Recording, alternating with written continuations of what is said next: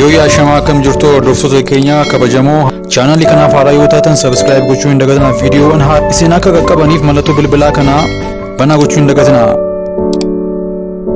Tokkittiin mararsiifadhuun wangeelaaf ani konkolaataa lama hin qabu. Konkolaataa ani baay'ee mararsiifadhu haaraa isa bitadhee oofaa ture tokkoman qaba. Kaan immoo dhaabbanni ani keessa hojjedhu naaf kenne konkolaataa koodii 4 kan waajjiraa qaba. Garuu gaafan waa'ee waldaa macaafa qulqulluu Oromoo dhagee keessi koo boqonnaa dhabee laphee koo tokkan waa godhuuf aara galfii malee na tuttumata. Garuu kennuuf qarshii bullaa harkarraa hin qabun ture. Gidduun sammuutti yaadi tokko na dhufee edaa qarshii hin qabu malee konkolaataa garuu qaba. Konkolaataan kun ammoo yoon waldaa keenyaaf kennee caalbaasiif dhiyaatee galee qarshii argamsiisuu danda'a. Sanaanis wangeelli jireenyaa kun maxxansamee saba koof qaqqabuu danda'a. Battalumaan haadha warraa koo waliinan mari'adhe. Isheenis itti waliif galtee gammachuu guddaadhaan garaan koo Waaqayyoon eebbisaan konkolaataa tokkitti qabu kana hojii Waaqayyoo bal'isuuf mootummaa Waaqayyoof gumaashe. Uffee amma keessi koo boqoteera. Nagaa fi gammachuu guddaan keessi kootti dhangala'eera. Waaqayyo bara baraan teessoo isaa irratti ulfinaan haa jajamu. Kana godheefis waldaan jaallatamuuf yookaan namootaan jajamuuf miti. Isaaf taanaan waldaan koo ammayyuu baay'ee na jaallatti. Haqaaf waan ani jiraadhuuf sabni koos akka naan boonu bareecheen hin beeka. Garuu gochi kun anaaf kanan ittiin bor jireenya bara baraa keessatti gonfoo ittiin argadhudha. Ani bara baraan kan Kiristoos. Ani yoomuu kan Kiristoos. Ani kan Yesuus koommoo Oromoo godhee na uume. Kanaaf jaalalli Kiristoosiif Oromummaan koo wantan jiraadhuuf qofaa osoo hin taane wantan du'uuf illeedha. Ani Oonismoos har'aati. Atoo isinoo wangeela fayyinaa kana karaa dandeenyu maraan labsinee obboloota keenyaa misraachoo fayyinaa kana hin dhagahin jiran biraan dubbii Waaqayyoo haa geenyu. Waaqayyoo isin haa eebbisuu. Taliilaa Dheeressaa Guutamaa Zabbiileenar. Gama biraatiin waldaan guutuu wangeela Itoophiyaa pirezidaantii waldattii Paaster Tsaadiquu Abdoo fi faarfataa Tasfaayee Gabbisootiif akkasumas gaggeessitoota birootiif kennaa badhaasaa fi beekamtii kenniteetti.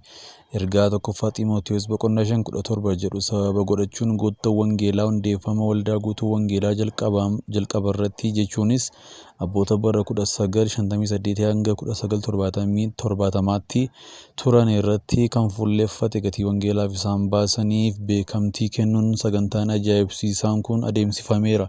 Ergichi akkas jedha.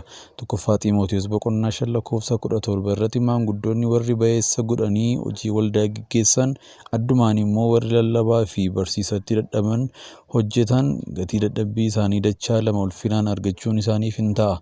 Kaayyoon sagantaa kanaa utuu goototni wangeelaa kun lubbuun jiranii wal jajjabeessuu fi seenaa isaanii dhalootaaf dabarsuuf. Kana malees erga namni du'ee ergama koochoo qabu fakkeessinee seenaa isaanii himuurra utuu lubbuun jiranii seenaa isaanii dabarsan dubbachuu fi badhaasuun gammachiisuun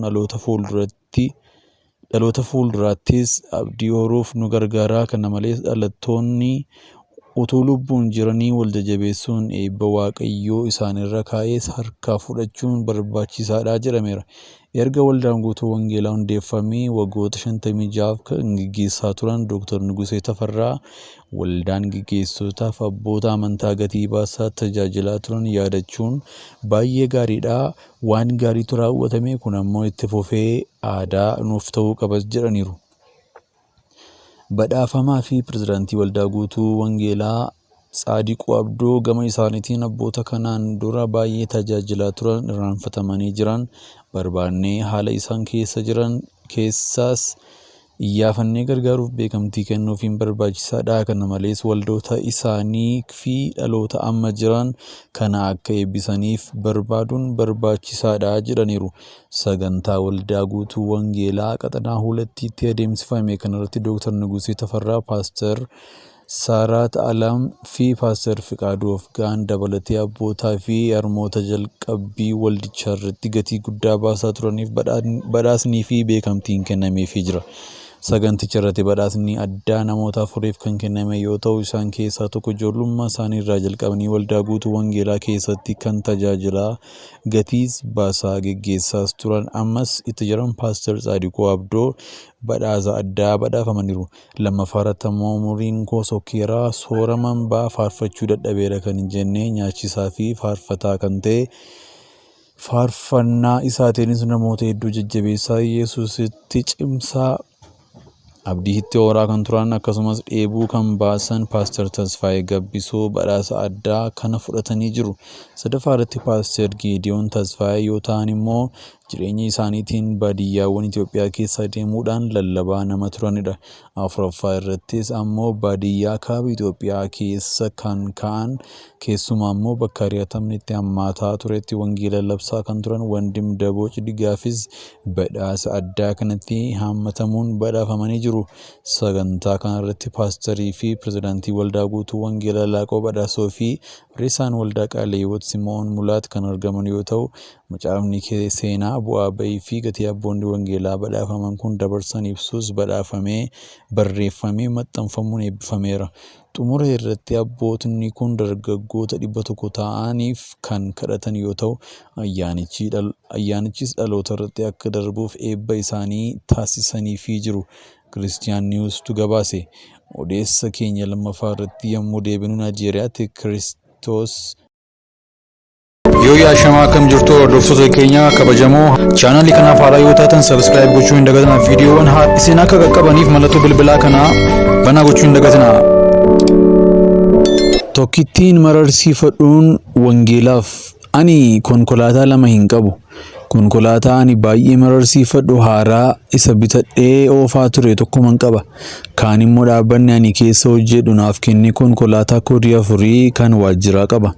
Garuu gaafan waa'ee waldaa macaafa qulqulluu Oromoo dhagee keessi koo boqonnaa dhabee laphee koo tokkan waa godhuuf aara galfii malee na tuttumata.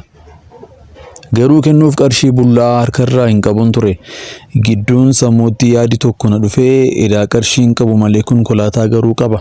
Konkolaataan kun ammoo yoon waldaa keenyaaf kennee caalbaasiif dhiyaatee galee qarshii argamsiisuu danda'a. Sanaanis wangeelli jireenyaa kun maxxansamee saba koof qaqqabuu danda'a. Battalumaan haadha warraa koo waliinan mari'adhe. Isheenis itti waliif galtee gammachuu guddaadhaan garaan koo Waaqayyoon eebbisaan konkolaataa tokkitti qabu kana hojii Waaqayyoo bal'isuuf mootummaa Waaqayyoof gumaashe. Uffee amma keessi koo boqoteera. Nagaa fi gammachuu guddaan keessi kootti dhangala'eera.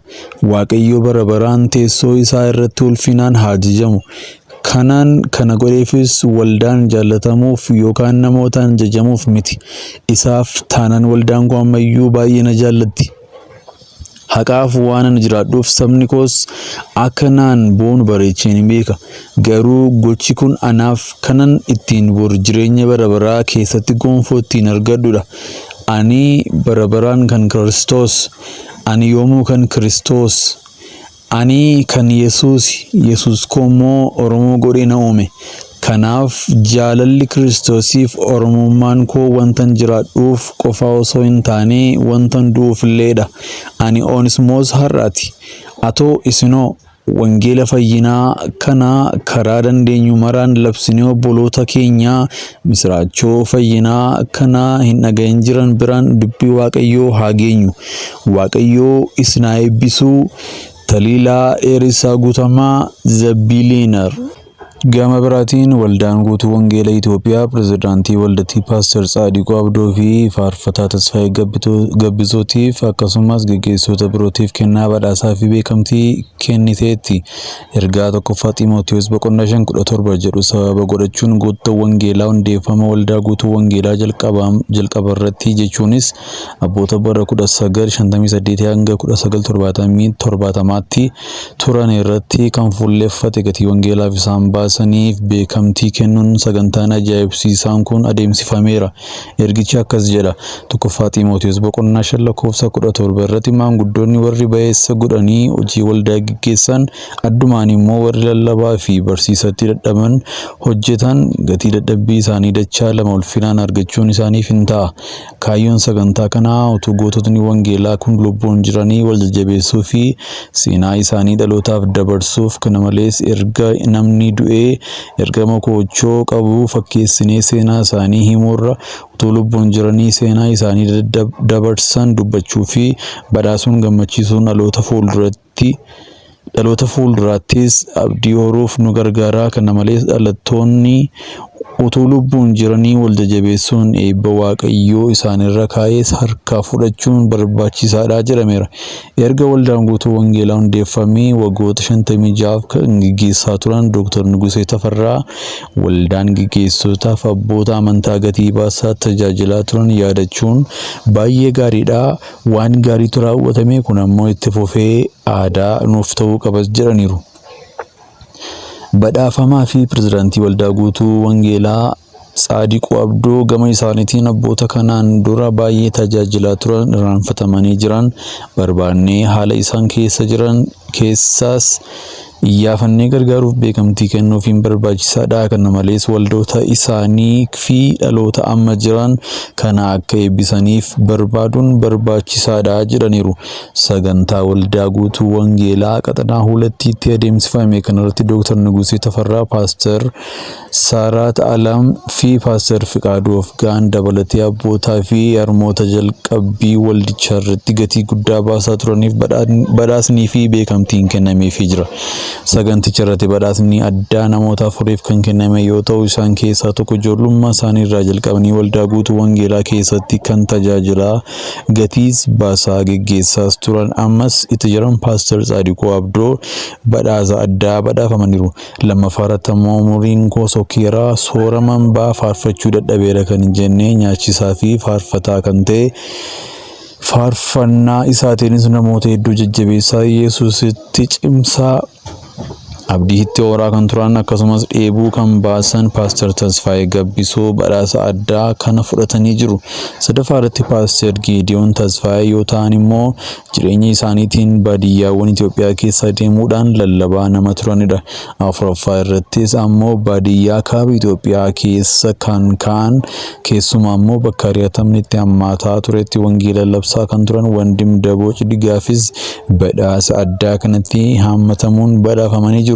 Sagantaa kanarratti paasterii fi pirezidaantii waldaa guutuu wangeelaa Laaqoo Badhaasoo fi Reesaan waldaa Qaaleewwat Simoon Mulaat kan argaman yoo ta'u, macaafni seenaa bu'aa bahii fi gatii abboonni wangeelaa badhaafaman kun dabarsan ibsus badhaafamee barreeffamee maxxanfamuun eebbifameera.